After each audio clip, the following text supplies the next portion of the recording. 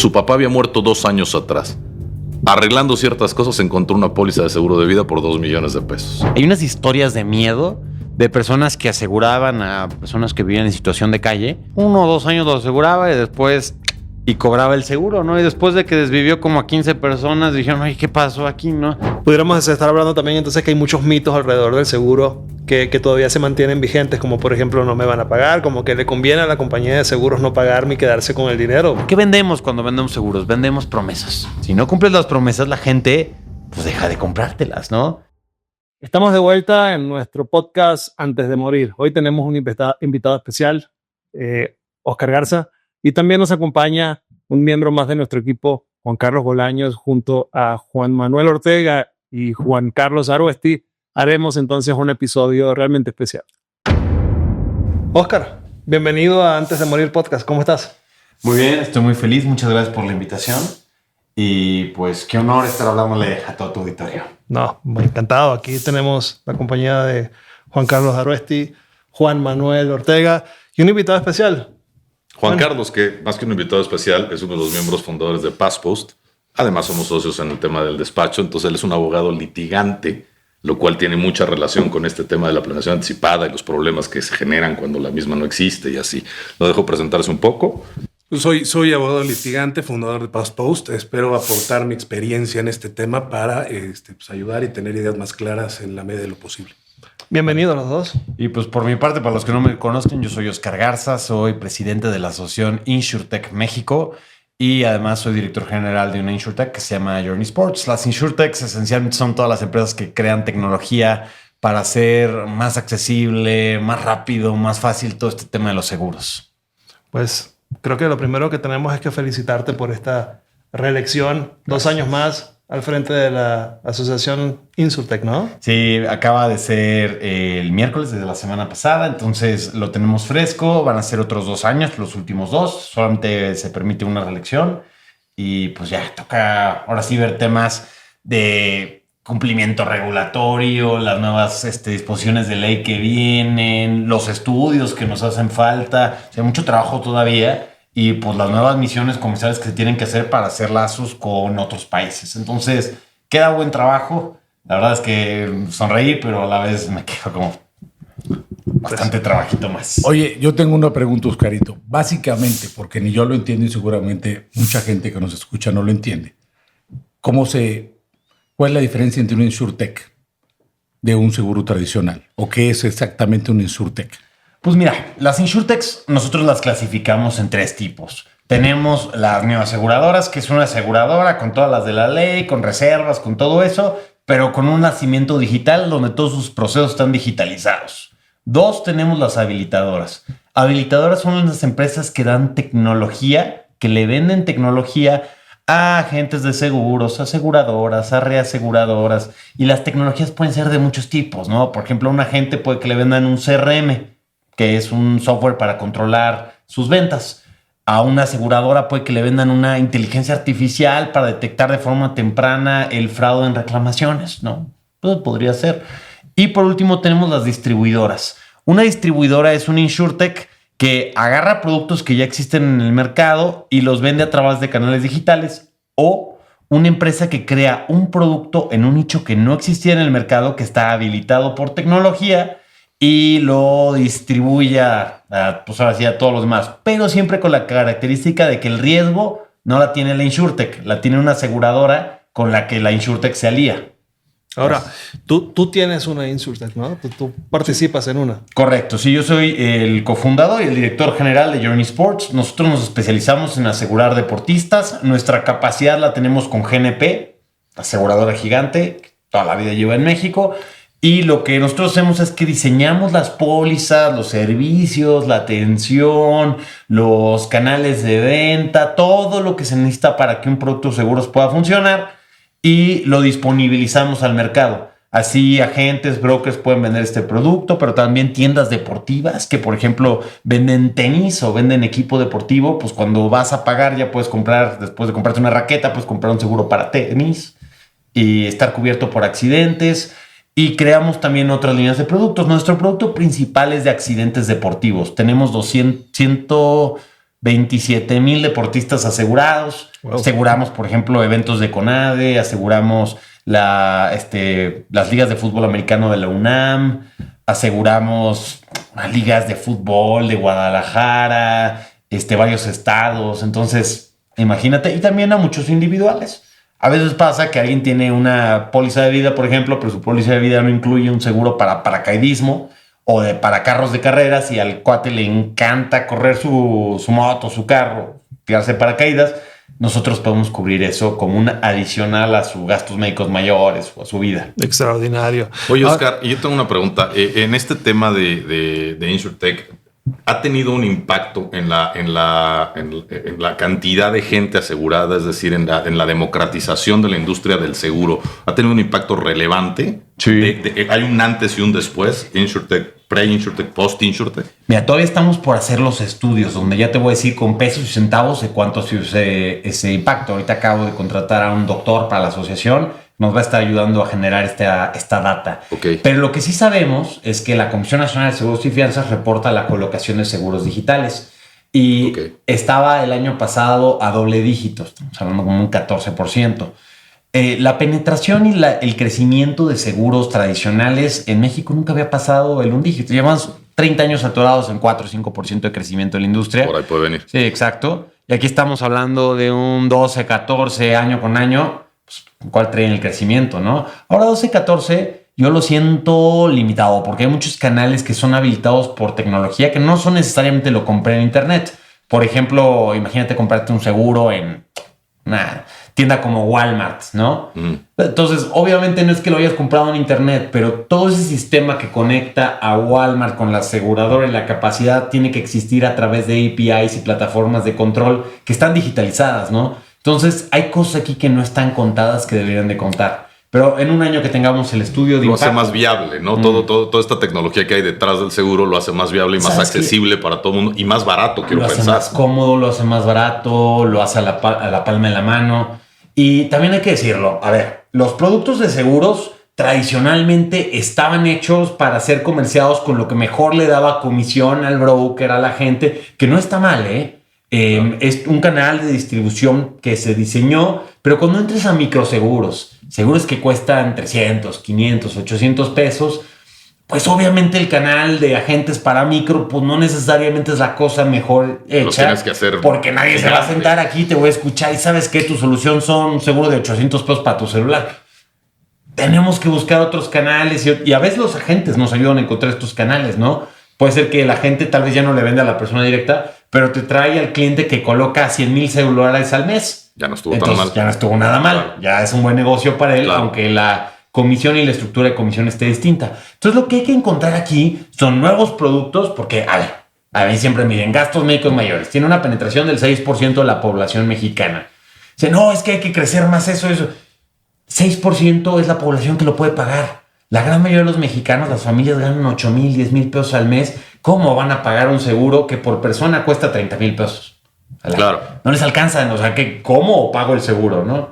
Entonces, aquí lo que hay que buscar es gastos médicos mayores, con todos sus procesos, con su complejidad y todo. Pues no es la solución para todos. Hay que buscar productos más sencillos, más económicos, parametrizados, que sigan la forma de resolver las personas sus problemas tal cual y que digan 800 pesos.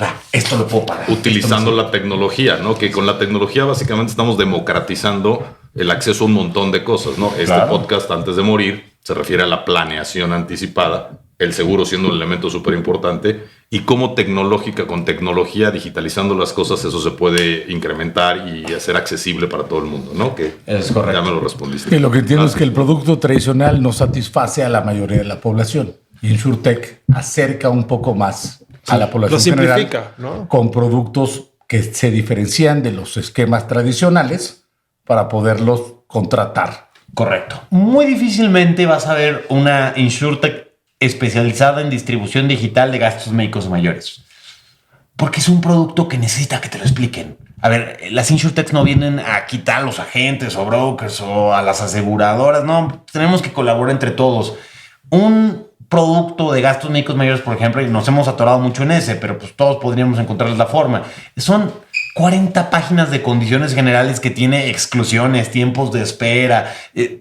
pruebas. Es un producto complicado que alguien te lo tiene que explicar. No te lo puedo explicar en un flujo web en 5 minutos. Claro. Hey, pero un indemnizatorio por fractura, claro que te lo puedo explicar. Pues, mano, si te fracturas, yo te voy a dar 20,000 pesos. Así de fácil es, ¿no? Y lo vemos cómo se arregla. Oscar, yo tengo 2 preguntas que a lo mejor me las puedes responder en una. Y es, es la parte que creo que es importante para que lo sepa la gente. Las InsurTechs, ¿cómo empiezan a hacer esta contratación? Y en relación, o sea, me refiero, ¿qué elementos empiezan a utilizar para que esa contratación sea válida y legal? Y a su vez, para la exigibilidad en caso del siniestro. Pues mira, el contrato de seguros, hablando entre abogados, es el único contrato en la ley mexicana que tiene una ley hecha específicamente para él. Y la ley establece 2 elementos fundamentales que tienes que tener para asegurar a alguien, que es nombre y fecha de nacimiento como datos de reconocimiento y obviamente el género, ¿no? Entonces, cualquier producto que quieras hacer, siempre y cuando siga una persona, ahí tiene que haber un asegurado o un beneficiario, y hay muchas formas de jugar con estos preceptos. Puede ser, por ejemplo, que hagas una contratación de una colectividad a través de una persona moral y que los beneficiarios de los pagos de los siniestros sean las personas que adhieres a tu colectividad. Es una forma de operarlo. O puede ser que hagas una póliza por cada persona y que tu canal sea un canal de intermediación, como lo regula la ley, que puede ser agente física, un agente persona física o un agente persona moral, y que son las 2 regulaciones para intermediación de seguros, y tú colocas estos productos. Y vemos ejemplos de todo. Por ejemplo, Wow, Todo Bien o InterMX son ejemplos de brokers, uno ProMás, el otro Interprotección, que son los brokers más grandes del país, que hicieron una persona moral distinta con un canal digital, y ellos, cuando les compras una póliza, le estás comprando la póliza a ti. Pero luego ves otras formas de operación donde hay una póliza colectiva grupal, por ejemplo, en mi propia empresa, y tú cuando compras el seguro realmente lo que estás comprando es un certificado que te adhiere a la colectividad. Eres uno más de los 100 y pico mil deportistas que tengo. ¿Ok? Entonces, estas son las formas que nos da la ley. Yo en la asociación soy súper estricto con la parte de la legalidad. Hay líneas rojas. Una InsurTech que pretende, por ejemplo, tomar riesgo sin tener las reservas o la autorización de tomar riesgo, oye, es cárcel. Entonces, aquí tal vez, y para la audiencia que nos escucha, es bien importante aquí tener bien claro que las InsurTechs con las que van a contratar sean InsurTechs que cumplan bien la regulación. Y tal vez es como, oye, ¿yo cómo voy a auditar eso? Pues es muy sencillo. Si tienen el logo de la comisión, si mencionan con qué aseguradora están, si dicen que tienen un agente de seguros, todas estas son formas legales. Pero si trata de decir todo para no decir que es un seguro, y resulta que, pues no, que no hay ninguna aseguradora, que no hay ningún agente, que todo esto, pues cuidado, porque igual te pagan, igual no te pagan. O sea, la regulación está ahí para asegurar que todos los que tengan una póliza se les pague, provisto que esté dentro de las condiciones de la póliza, ¿no? Claro. Ahora, hay como una zona gris, ¿no? O sea, yo recuerdo lo que está ocurriendo hoy con FinTech, y que creo que hago la analogía con lo que está sucediendo ahorita con InsurTech, ¿no? Porque los bancos no querían a la FinTech. Hoy, ¿cómo están las aseguradoras con respecto a la InsurTech? ¿La quiere, la protege? Porque fíjate, acabas de decir algo realmente interesante que a lo mejor la gente no conoce. ¿Cómo sé yo si la organización con la que estoy tratando de hacer un deal de seguros está o no registrada, o si realmente está... Cumple con las reglas. Cumple con las reglas. Entonces, hago la pregunta. ¿Las aseguradoras, digamos, no tienen como que la oportunidad de abrazar al sector InsurTech y terminar de decir, ayúdame a llevar más lejos mi mensaje? ¿Cómo está ahorita realmente eso? Es exactamente lo que está pasando. Ahorita las aseguradoras están buscando entrar en nuestra asociación, justo porque les interesa mucho el tema de qué nuevos productos hay, qué nuevos canales de distribución, cómo aumento tecnologías en mis productos para hacernos la vida más fácil, para hacer un mejor producto para mis usuarios, ¿no? Entonces, de las 75 InsurTechs que tenemos en la asociación, no hay una que no trabaje con una aseguradora. Bueno, solamente una, pero es una aseguradora, entonces es distinto, ¿no? Pues obviamente son ellos mismos la aseguradora. Pues la misma comisión y la Conducef te da herramientas para saber si están bien registradas y reguladas las aseguradoras, pero miren, yo creo que aquí lo sencillo va a ser el ver quién te da confianza, ¿no? O sea, a ver, quién me la está dando, conozco esta empresa, el seguro me hace sentido, veo los logos de una cámara gremial como la AMIS, como la IN, con la Asociación InsurTech México, ¿sabes? Ese tipo de cosas es lo que puede hacer la audiencia. Y al fin y al cabo, yo creo que aquí lo importante es más bien hablar de los productos, las oportunidades. A ver, por ejemplo, PassPost traen una tecnología increíble para hacer una buena planificación de muerte. Y por ejemplo, antes, pues, ¿cómo lo hacíamos? En una libreta, en la notaría. Pues obviamente por eso es que la gran mayoría de las personas que por desgracia pues mueren en este país no saben ni lo que implica. Tú sabes que a nivel familiar hace poco pues, yo sufrí la muerte de mi padre en mayo del año pasado, y con todo y que yo soy de este sector y que había seguros y que aún así hay muchas cosas que a mí me tomaron por sorpresa, ¿no? Y muchas de las herramientas que ustedes tienen en PassPost, más allá de la protección financiera, que es importantísima, ¿no? Pero más allá de eso, son padrísimas. La capacidad de dejar mensajes al futuro, a tu familia, de dar órdenes, cómo está protegida por criptografía. Yo creo que aquí, InsurTech con todas las de la ley. Justo, tú querías decir algo. Fíjate, hablando justo de eso, cuando estábamos arrancando PassPost, la creación en las primeras juntas, filmamos unos videos, de lo cual luego hablaremos con más detalle. Y el director de todas esas escenas nos comenta que justo la semana que había pasado, su papá había muerto 2 años atrás. Arreglando ciertas cosas, encontró una póliza de seguro de vida por 2 millones de pesos.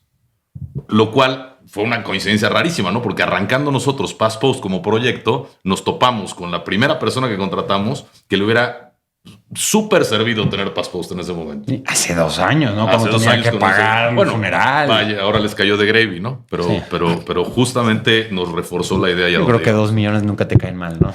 Tú manejas unos números interesantísimos que pasan y quizás nos puedas explicar a nosotros porque también tenemos muchas dudas al respecto. Realmente nuestra intención y sobre todo lo que estamos intentando hacer aquí ahora a través de nuestro podcast es realmente hablar del problema, ¿sí? Pero mientras hablamos del problema, existe una realidad que es que la penetración del seguro de vida y ni hablar del seguro de gastos funerarios está en el piso, no termina de levantar. Sí. Entonces, ¿por qué no termina de levantar? Porque hay productos que no están adecuados a la realidad, hay productos que se colocan simplemente para vender sin pensar en la experiencia que puede surgir no solamente del contratante, sino del que queda. Entonces, ¿cómo la planificación, el seguro de vida, la tecnología podría de alguna manera subir esos números que hoy prácticamente... ¿Cuál es la penetración real de la póliza de vida en México y la de seguros, la de gastos funerarios, perdón? Mira, la de vida... Estamos hablando de 7%. Gastos funerarios, estamos más hablando de una asistencia, entonces lo pondría en otra caja, que la verdad no sé muy bien cuál es la colocación, pero sé que algunas funerarias tienen 10 millones de asistidos en este tipo de cosas, ¿no?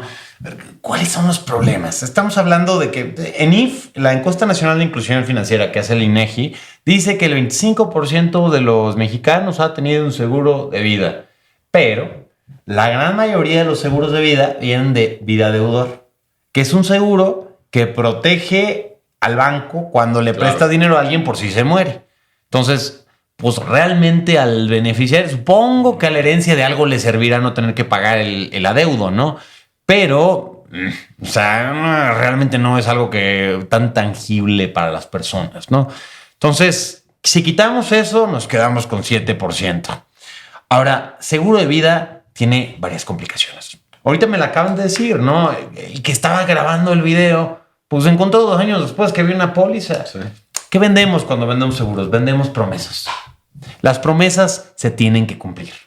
Si no cumples las promesas, la gente pues deja de comprártelas, ¿no? Es Pedrito y el Lobo. O sea, si no llega el lobo y siempre Pedrito está mintiendo, Paquito, ¿cómo se llama? Bueno, o sea, el punto es que si no llega el lobo, pues eventualmente van a decir, ay, pues, el lobo, ya ni voy a ir. Entonces dicen, el seguro, pues ¿qué? Ni me va a pagar. Entonces aquí el problema no es, y seguramente esa persona, porque le llegaron los 2 millones de pesos, es que el hecho de que no hayan encontrado el papel y que por 2 años no hayan sabido se siente como una promesa incumplida, aunque al final te caigan los 2 millones de pesos que te caen de perlas, ¿no? Creo que aquí lo que tenemos que encontrar en la tecnología es mejorar la usabilidad.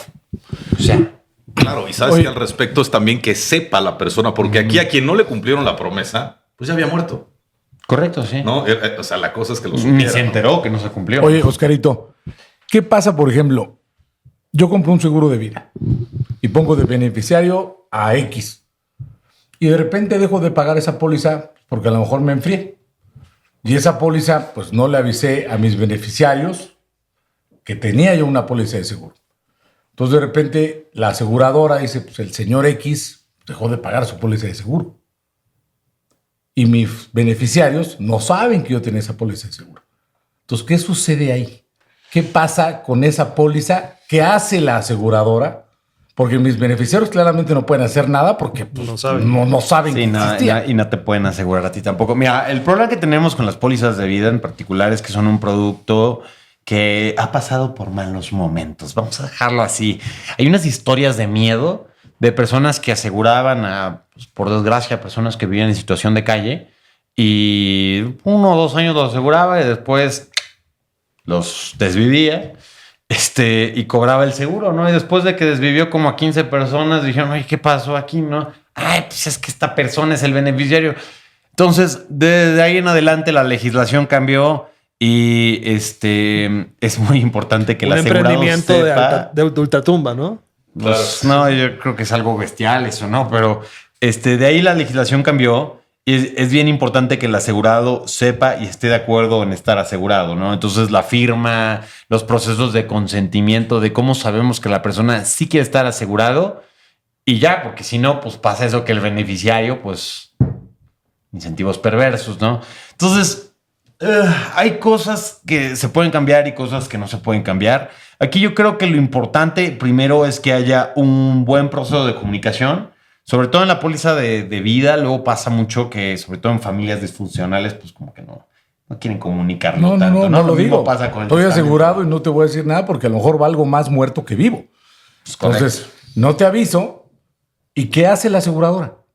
La aseguradora de repente tiene una póliza que ya no se pagó. Sí, y ahí se queda sentada, pero eso no es bueno para la aseguradora, porque las reservas de la aseguradora, que es el dinero que tienen que tener disponible para la contratación, están ahí congeladas hasta que se resuelva lo de esa póliza.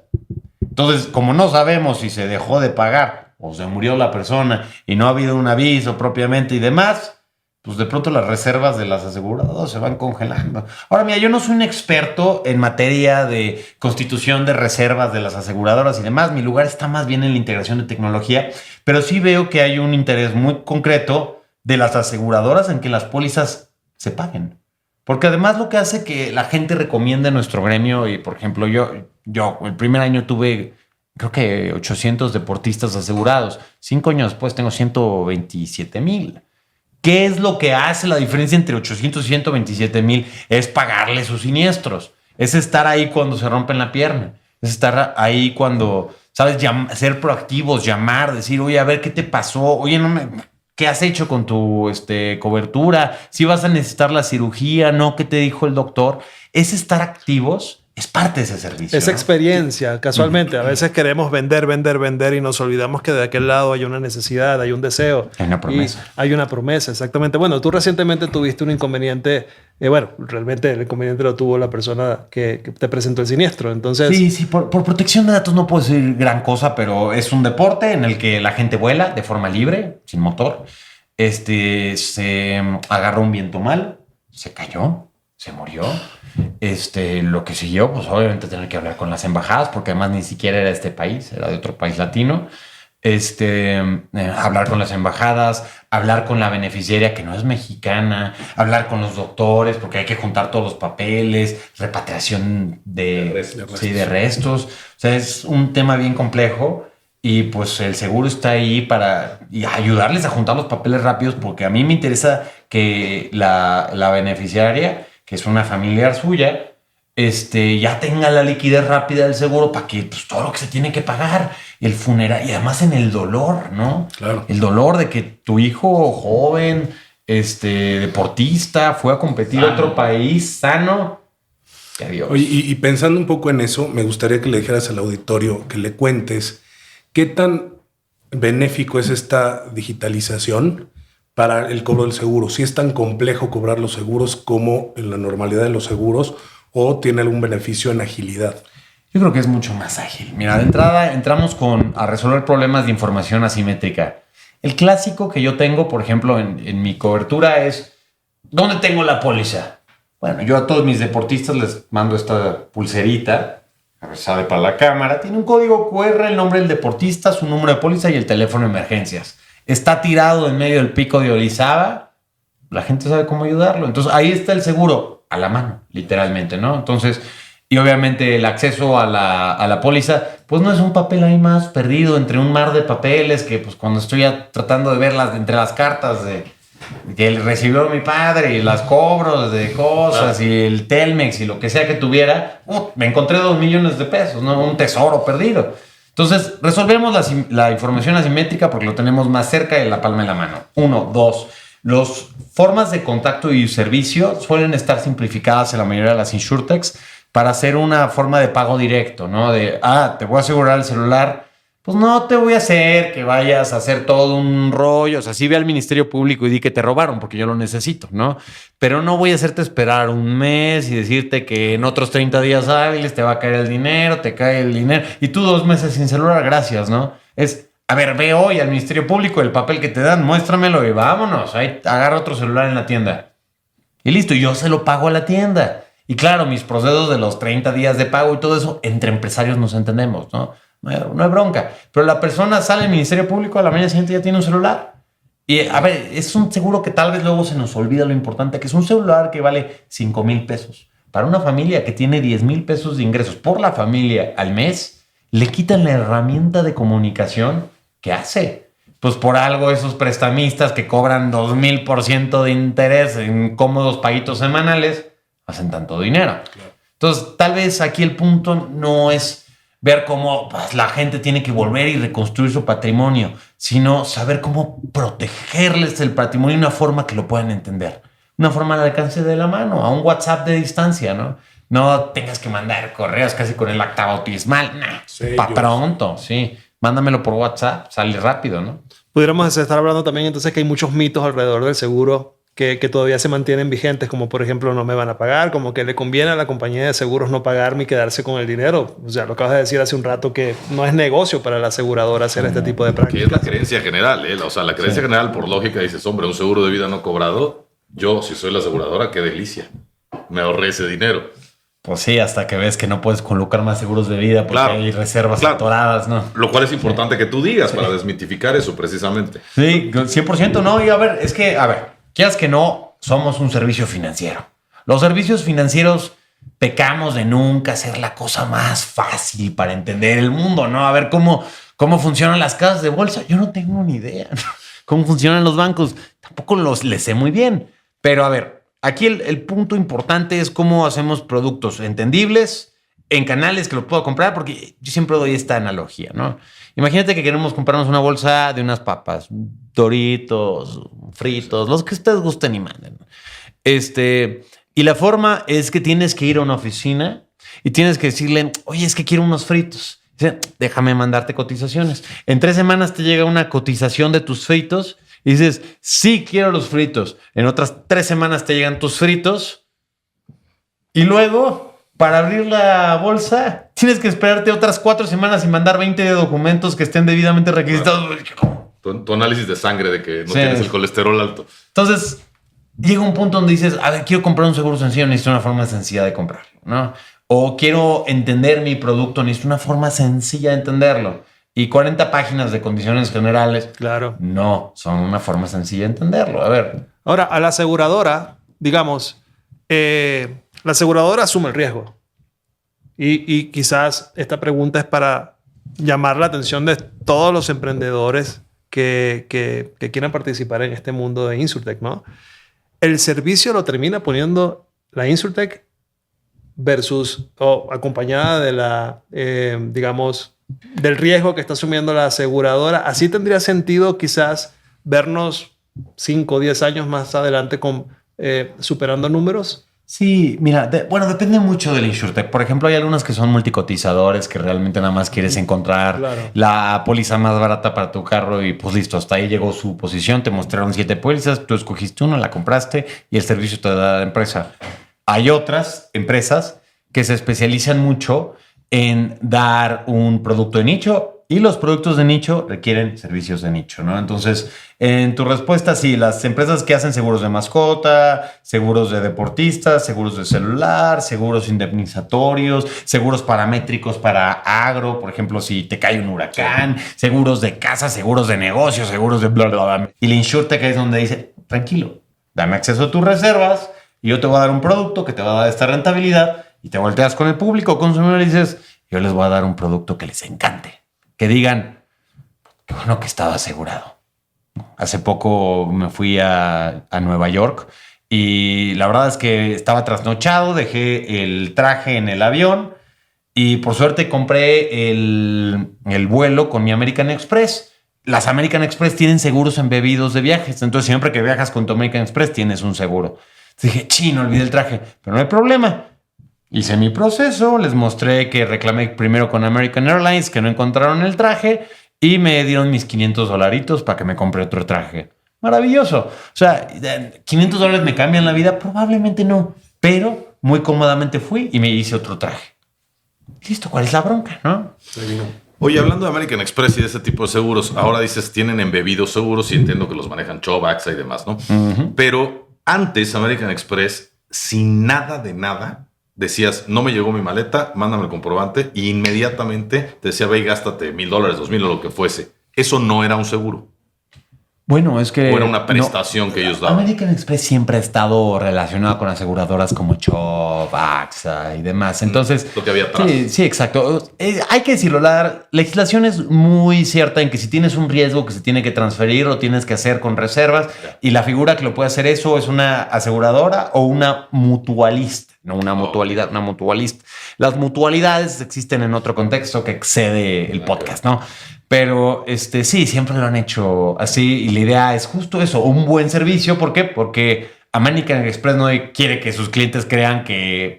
¿A quién le echas la culpa? ¿A la aseguradora que ni conoces o a American Express que te lo vendió? Claro, que es a donde va la pregunta. O sea, tienes que ser una institución, una aseguradora con todos los de la ley, con todos los requisitos y etcétera, ¿no? La confiabilidad. Es correcto, sí, la confiabilidad. Tiene que haber atrás. Ahora mismo, ya volviendo un poco al tema que nos tiene sentados acá, que es la planificación.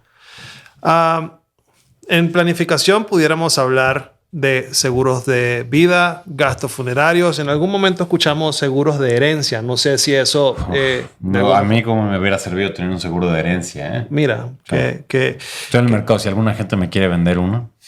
Pues un seguro de vida no puede ser un seguro de herencia. Claro que sí. Nada más que depende obviamente todos son seguros de vida. La verdad es que lo demás es mercadotecnia de cómo lo estamos viviendo. O sea, sí lo entiendo. Exactamente. O sea, la suma asegurada que te da para que un seguro de vida yo esperaría 1, 2, 3 millones de pesos porque tengo que seguir viviendo sin el que me proveía económicamente. Entonces tengo que sobrellevar los años sin él y por tanto espero una suma asegurada más grande. Un seguro de gastos funerarios... Pues, ¿cuánto cuesta un funeral? Entre 20,000 y 50,000 pesos. Entonces, esperaría que en caso de fallecimiento, pues me dé esa cantidad. Un seguro de herencia, pues, ¿cuánto cuesta que te pasen 7 propiedades? Bueno, ojalá 7 propiedades. Una propiedad, vamos a decir, con el notario, pues cuesta 140,000 pesos, mano. Bueno, pues entonces esperaría que la suma asegurada... Pero todo fue un seguro de vida. Todo acaba siendo suma asegurada. Nada más, ¿cuánto dinero le pusimos al seguro de vida? Y entre más ahí atrás... pues más ahí adelante, ¿no? Entre más cueste entre más suma asegurada tengas, más cuesta la prima. Exacto. Lo cual me regresa también un poquito a lo de la democratización del seguro, ¿no? A ver, ¿cuánto te cuesta la enajenación de un inmueble de interés medio bajo? Es una lana. Por ahí tú, Miguel, creo que tenías unos 100,000 pesos aquí en la Ciudad de 100,000 México. pesos. Tú citaste mucho el tema. La gente en promedio gana entre 8, 10, 12,000 pesos. A ver, se te muere alguien, te deja el departamento. ¿De dónde saco 100,000 pesos para ponerlo a mi nombre? Más allá de que la herencia no me genere ningún impuesto.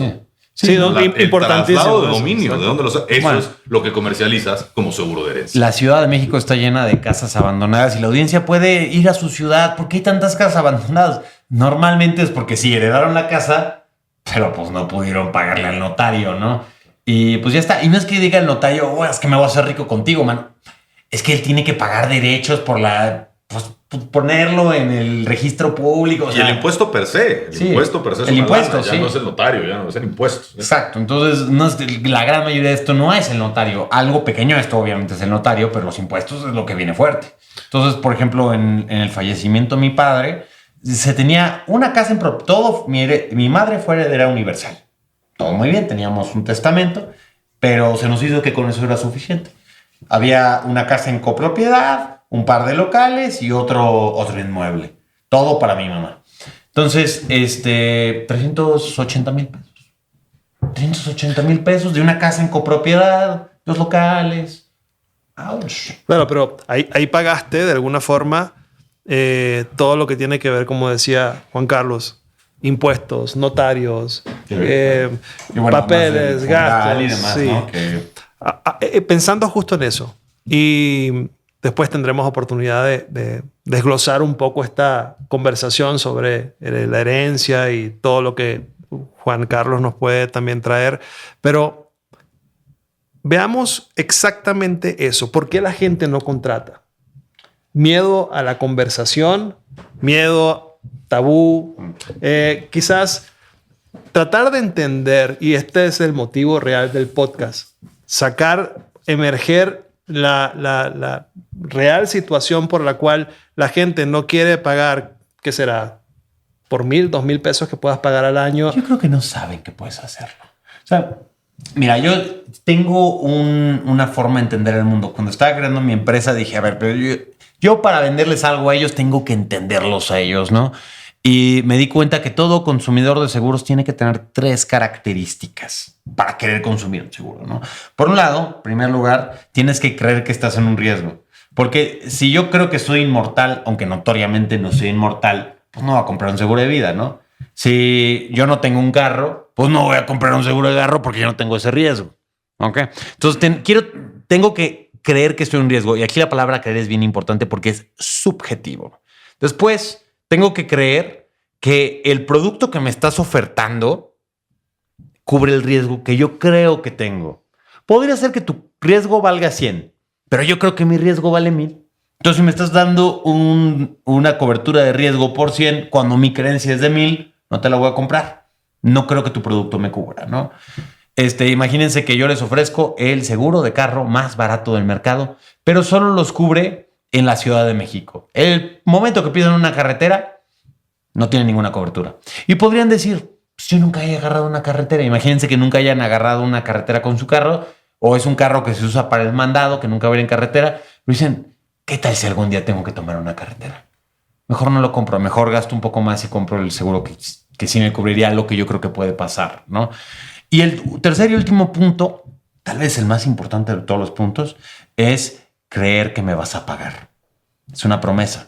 Si creo que la persona que me promete me va a incumplir, no confío en esa persona, no se la voy a comprar. Porque diga, genial, tengo el riesgo, lo puedo pagar, está diseñado para lo que necesito, pero mano, todo mundo dice que tú no pagas. ¿Para qué me voy a comprar una póliza que además van a tener que usar mis hijos si me muero? Para que nada más ellos topen con pared y no te puedan cobrar, ¿no? Entonces, esos 3 elementos subjetivos son importantes. Ahora, de esos 3 elementos subjetivos derivan cómo tienes que hacer el producto. Sí tienes que hacer, tú como empresa, cosas que haga que el público confíe en ti. Y hay una cosa sobre todas las demás. Y es que pagues siniestros. O sea, si la gente habla y recomienda y... no, sabes que sí, estuvo bien fea la muerte de mi, no sé, de mi esposa, pero pues el seguro se portó al 100, o sea, nos pagaron de inmediato, pude pagar el funeral, es más, ellos me lo consiguieron, el dinero lo tenía la siguiente semana en mi cuenta. Pues entonces vas a decir, bueno, no estuvo tan mal. Y si alguien dice, oigan, ahora que tengo hijos necesito un seguro de vida, contrata el de estos cuates, a mí me fue muy bien. O contrata con este agente, a mí me trató muy bien. Entonces, eso es parte de lo que necesitamos, ¿no? Intentar justo cambiar la narrativa, ir un poco más lejos con la experiencia, porque al final Sí. lo que estamos vendiendo es una experiencia, porque el seguro lo puedes comprar en cualquier lado. Claro, ¿sí? y nunca es culpa del público. O sea, a ver, nunca, es algo que hay un dicho, ¿no? Dicen los sabios, el que Cuando el arriero es güey, hasta la mula echa la culpa. O sea, nunca es culpa del que te va a comprar. Es que tú no has resuelto uno de esos 3 puntos, o no tienes productos que sean relevantes para el mercado, o el mercado no confía en ti todavía, o el mercado no cree que esté en un riesgo. Pero si el mercado no cree que esté en un riesgo, tienes que educar, tienes que hacer visible el riesgo. Justo. Si el mercado no cree que tu producto sea adecuado, mano, pues lo tienes que cambiar. O sea, tienes que ver, no, pues es más suma asegurada, es menos suma asegurada, más prima, menos prima, quítale el coaseguro, métele más coberturas, métele asistencias, a ver qué necesitan ellos para que digan, sí, eso es lo que yo quiero. Tercero, si no confían en ti, pues haz testimonios, muestra cómo se ha usado tu tecnología, cómo se ha usado tu seguro, vuélvete un nombre común, está donde ellos consumen, ¿no? Para Journey Sports, nosotros tenemos muchos patrocinios en eventos deportivos. Obviamente quiero que las personas digan, sí, la J naranja, ellos me cuidan, es como mi escudo. A los que les mandamos esto, pues es un recordatorio de que, claro, estoy ahí contigo, estoy a la mano, es pulsera naranja, o sea, es ese concepto. Claro, pues es tu responsabilidad o tu diferenciación como Insurtech, porque detrás a la gente no le interesa quién es la aseguradora que está. De alguna forma, tu servicio se diferencia y ahí es donde conectas con la emoción de la gente, por así decirlo. Si el asegurado tiene muy mala reputación. Bueno, claro, por supuesto. O sea, claro. Pero tú como emprendedor también sabrías cómo medir realmente si te quedas con una buena o con una no tan buena, ¿no? Claro. Creo que es un labor nuestro como empresarios. O sea, estamos haciendo alianzas porque obviamente el riesgo no está en nuestra cartera. La tecnología sí lo está, pero el riesgo no. Entonces tenemos que ver que en la cartera en la que esté sea una marca que el público diga, sí, está bien. Y lo que veo de tu producto es que tú detectaste y le hiciste ver a la gente que hay un riesgo. Claro. La gente te compra, es que sí es cierto, tengo ese riesgo de romperme una pata, de caerme del paracaídas, de embarrarme en mi coche. ¿Qué me está ofreciendo que me soluciona? Me está ofreciendo tal cosa. ¿Quién lo respalda para que me pague? Me respalda esta aseguradora. Güey, pues esta aseguradora sí es de las chochas. Entonces el producto, como dices, cumple con mis 3 requisitos principales para poder confiar y comprar ese producto. Correcto. Y ahí viene mucho del tema de la prevención también, porque la aseguradora no solo quiere que pagues siniestros, porque, a ver, no nos hagamos locos. Claro, si pagas más de lo que metes, pues el negocio va a quebrar. No hay negocio que pueda estar subsidiado, salvo negocios de gobierno, ¿verdad? Pero, prevención es un tema importantísimo. Yo en mi empresa estoy haciendo libros, nivel académico, licenciatura, con participación de expertos para los futuros estudiantes de la licenciatura de Administración del Deporte, para los directivos de federaciones deportivas, para los directivos de institutos estatales y federales del deporte, que puedan tener una Biblia de la gestión de riesgos deportivos, riesgos legales, financieros y obviamente físicos para la salud de los deportistas, ¿no? ¿Qué espero recibir de publicar este libro y todo el esfuerzo y contactar a todos los expertos y hacer los temas de derechos de autor y todo? Pues nada, es costo. Pero lo que espero es que los expertos y los directivos de mi gremio tengan ahora sí una información completa en su idioma de cómo resolverlo. Oye, pero esta Biblia se la vas a dar a los deportistas. Obvio no. Para ellos les estoy haciendo videos de YouTube donde les explico cómo prevenir una lesión del ligamento cruzado anterior de pierna. Porque es prevenible. Puedes hacer ciertos estiramientos, ciertos ejercicios de pesas, ciertos protocolos de calentamiento y te baja 80% la probabilidad de que te chingue la rodilla. Está bien, es cierto. La chingas. Y también y también esa planeación que sepa la gente que tienes esto, ¿no? O sea, que tienen un seguro en dados casos. Yo quería que le dijeras también a la gente que es importante. La gente, como dices, tenemos una idea genérica de los seguros, ¿no? Sabemos que hay seguros para animales, para mascotas, que hay seguros para celulares. ¿En dónde están haciendo toda esta ruido para que la gente sepa qué seguro puede contratar? Porque este señor acaba de comprar un perro y no sabe dónde contratar un seguro de perro, ¿no? O sea, ¿qué hacen en esa página o en dónde para que sepa la gente dónde buscar? Mira, obviamente todos los presupuestos tenemos desde insurtechs gigantes como InterMX de Interprotección que se anunciaron en el Super Bowl. Y cuando entras a su página web puedes encontrar un seguro de mascotas. Tenemos insurtechs más chicas como la mía, que yo no soy de protocolo, yo no soy de mucha lana, yo no soy aquí de grandes inversionistas y demás, pero nosotros estamos donde los deportistas están, donde los deportistas consumen. Los deportistas quieren ver videos de YouTube, quieren ver reels de Instagram o videitos de TikTok, ¿no? Entonces ahí estamos para ellos. Quien haga seguros para mascotas, pues probablemente, y que son te haga seguros para mascotas, probablemente debería de estar pues con los que venden la comida de los perros, con los veterinarios, con los, o sea, hay que decirlo, los seguros siempre somos un negocio accesorio. Siempre vamos detrás de algo que ya existe. Obviamente no podemos asegurar la inexistencia, aunque hay que decirlo, hay unos seguros muy chistosos en Estados Unidos que te cubren de invasiones aliens y así, ¿no? Entonces... Oye, hablando exactamente de eso, ahorita me hiciste recordar el seguro No creo que del jugador de Pittsburgh, Polamalu. No sé si recuerdas, era un jugador que tenía el pelo chino, gigante, enorme, y aseguró su pelo. Sí. Ahora, ¿cómo opera un seguro así? Pues no tengo la más mínima idea. O sea, mira, ¿cómo aseguras tu pelo? No es tan difícil. O sea, sigues un seguro de vida. Después de eso, en vida le pones 3 tipos de coberturas: muerte accidental, pérdidas orgánicas y accidentes. Sobre pérdidas orgánicas, haces unas condiciones particulares y un endoso específico para la persona donde agregas una pérdida orgánica específica. Por ejemplo, las caderas de Shakira, las piernas de Messi o el pelo de este jugador, ¿no? Mira. Y aumentas la suma asegurada hasta donde te permita tu reasegurador. Que esto es una forma muy técnica de explicar cómo creamos un producto. Ahora, todo esto, si bien te lo conté en 30 segundos, nos tomaría como 6 meses en hacer, ¿no? Porque hay que ir a buscar esa capacidad de $1 millón por el pelo. Hay que encontrar los cálculos actuariales de qué tan probable es que el brother se quede calvo o lo encalven. ¿Tenemos datos de eso? ¿No tenemos datos? ¿Vas a hacer una adivinanza? ¿Quién te va a poner las reservas? ¿Por cuánto aseguramos el pelo? ¿Fue por $500? Ay, pues suéltaselo, no busques reasegurado y pago por ver, ¿no? Nada más por hacer un anuncio.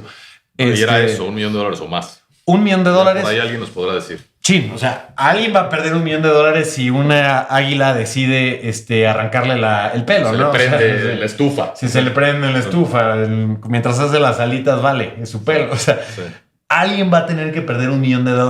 Entonces, ¿cómo calculamos el riesgo?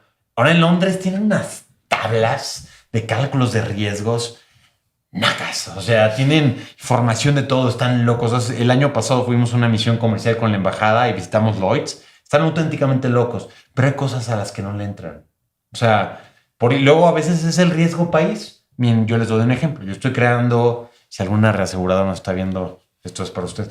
Estoy creando un seguro para equinos deportivos. ¿Por qué? Porque puede que ya esté asegurando el jinete, pero mano, si al caballo le pasa algo, se le rompe la pata y ya no sirve. O sea, y ¿sabes qué? Era el caballo de los Juegos Olímpicos y era con el que ibas a atinar y pues, o sea, hay indemnizaciones, hay costos, hay veterinarios. Si hay una cantidad de cosas. Se te lo roban, ¿no? Pues te están robando. Hay caballos que valen $1 millón, ¿no? La mayoría de los caballos están en $10, $20 mil, ¿no? Pero hay caballos de todo. Entonces, las federaciones deportivas, la asociación charra, la de equitación, dicen, oye, yo quiero asegurar los caballos, ¿cómo le podemos hacer? Demás. Y al principio, en Londres dijeron, esto va a ser facilísimo, porque hay reaseguradoras especializadas en caballos. Pero de pronto me dijeron, es que el riesgo país, ¿qué pasa si el caballo, pues, es de estas nuevas organizaciones que reconocen como las malitas, ¿no? Uh-huh. ¿Cómo lo identificamos? ¿No sabes qué? Exposición a México, mejor me concentro en Europa. Y de pronto dices, chin, ya no fue tan fácil. Entonces, lo que iba a ser un desarrollo de producto de 6 meses se ha vuelto 1 año y medio. Pues normalmente, cuando estás con una aseguradora en un proceso de negocio, lo hemos vivido, lo estamos viviendo. No va a tu tiempo, va al tiempo particularmente del sector, ¿no? Hay que entender que son ballenas. O sea, sin y duda. Con esto no quiero decir nada malo, simplemente son empresas muy grandes, muy longevas, que tienen 100, 120 años de existir, con más de 2,000 empleados, tienen procesos de autorización muy cuidados, tienen reservas regulatorias. Ahorita, por ejemplo, que están diciendo en el Congreso que no, hay que regular las aseguradoras. Mano, hay una biblia de regulación de este tamaño, ¿no? O sea, regulan hasta de qué tamaño tiene que ser la letra de los contratos. Wow. Entonces, todo está regulado. Entonces, pues no, obviamente no solo es el tema de les damos el producto al caballo o no. Es te doy el producto del caballo, pero ¿cómo me vas a tomar las reservas? ¿Tenemos datos actuariales certeros o no los tenemos? Porque no los tenemos, me vas a tener que poner una tarifa experimental y voy a tener que arrendar, por así decirlo, más espacio dentro de tus reservas. Entonces vas a tener que congelar más dinero que no vas a poder meter en inversión. Y podría ser que el producto es un éxito rotundo. Podría ser que no. Entonces, ¿qué pasa? Pierdes dinero, ganas dinero, congelas reservas. Hay muchas cosas que yo no espero que una aseguradora te haga un producto de la noche a la mañana. O sea, siempre va a ser un proceso complicado. Pero lo que tenemos que hacer como InsurTech es que tenemos que hacer producto de nicho, encontrar los procesos, encontrar los números, encontrar las formas y descomplicarlo.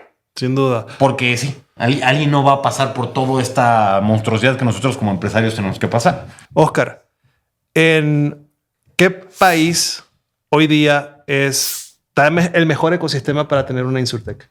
Pues mira, hay muchas formas de responder esto, pero tratando de ser concreto, creo que el ecosistema de InsurTech brasileño es tal vez el más interesante, el más dinámico, con regulaciones, por ejemplo, la de Open Insurance, que para los que no saben, Open Insurance simplemente son los protocolos con los que nos comunicamos adentro de las aseguradoras, los brokers y demás, y cómo usamos la información para darte un mejor servicio.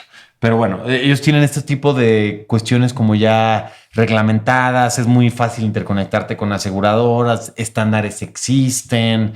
Es el país que tiene más penetración en el mercado asegurador. Dirán los chilenos, no somos nosotros, pero hacen trampa porque tienen ahí un producto que es obligatorio, que es... Entonces cuando quitas eso están más o menos igual que todos los demás. Y donde más está creciendo la penetración digital es en Brasil. Ahora, del mundo, también me preguntaste, ¿cuál es el más interesante? Pues habría que ver para qué. Por ejemplo, para servicios de habilitación de aseguradoras, pues sí, tal vez Estados Unidos o Inglaterra, ¿no? O sea, los que le venden tecnología a la aseguradora. Pero, oye, de productos micro, ¿cuál es el país más? Yo diría que China, la verdad. Y de hecho vamos a tener una misión comercial a China, por si quieren venir. Tienen aseguradoras que tienen 150 millones de asegurados. Patrocinados por InsurTech, ¿no? Por la asociación, supongo. Sí, claro. Yo me apunto. Perfecto. 4 puestos ya listos, montados ahí. Buenísimo. No, la verdad es que sí es Vida? interesante. En vida tienen... Sí, a ver, es que ellos tienen estas aplicaciones que sirven como para todo y también colocan seguros. Tienen seguros pequeñitos de gastos médicos, de vida y demás, pero hay aseguradoras que digo con 150 millones de asegurados. México tiene 130 millones de personas y ellos en una sola aseguradora en productos micro tienen 150. Es impresionante la tecnología que usan para gobernar esto, para controlar esto, para dar el servicio. Entonces, creo que hay mucho que aprender tanto en el mundo occidental como en el oriental, entendiendo que en Latinoamérica pues realmente no somos ni Oriente ni Occidente y no estamos como que en ese conflicto geopolítico mundial.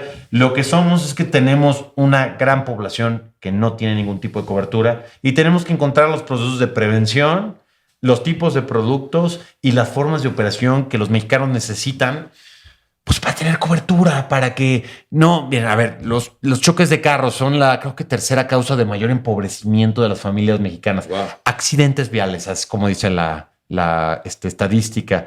Pues claro, porque 70% del parque vehicular mexicano no está asegurado y si le chocas a alguien más y te obligan a pagar y no tienes con qué, mano, si ya eras clase media, bienvenido de vuelta a la pobreza. Es la verdad, bienvenido. O sea, ¿Por qué? ¿Qué pasó? Es que choqué. Choqué, ya soy pobre otra vez. Oye, o con la misma, ¿no? No, es que se me murió un pariente y pues hubo que enterrarlo. No lo podía dejar ahí en la silla, ¿no? De la casa. Sí, correcto. O sea, es ridículo, pero es lo mismo. O sea, los funerales, la gente no sabe lo que cuestan y cuando de pronto tienen 50,000 pesos o echar al cuerpo una fosa común, no es Está feo, pero está complicado. fácil. Las familias mexicanas se endeudan por años con funerarias por no tener este tipo de coberturas. Si queremos que México deje de ser un país pues, tercermundista, un país donde todos estamos viviendo, la gran mayoría del país, 25% del país está en la pobreza extrema, o bueno, pobreza normal, que nuestra pobreza normal ya de por sí está muy difícil, ¿no? Porque estamos hablando de 5,000 pesos al mes o menos, ¿no?